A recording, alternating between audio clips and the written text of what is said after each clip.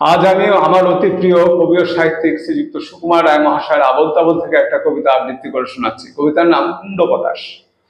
যদি কুমড়ো পটাশ নাচে, খবরদার এসো না কেউ আস্তাবলের কাছে। চাইবে না কো ডাইনে বাঁয়ে, চাইবে না কো পাছে, চার পাতুলে থাকবে ঝুলে হট্টমূলার গাছে।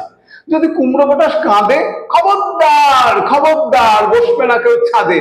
উপুর হয়ে মাচায় শুয়ে লেপ কম্বল কাঁধে, বেহাগ সুরে গাইবে খালি রাধে কৃষ্ণ রাধে।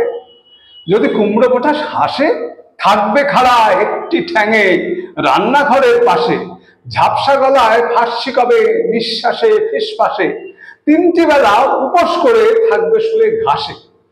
যদি কুমড়ো পটাশ ছোটে, সবাই যেন তড়বড়িয়ে জানলা বেয়ে ওঠে, হুকুর জলে আলতা গুলে লাগায় গালে ঠোঁটে, ভুলেও যেন আকাশ পানে তাকায় না কেউ মোটে।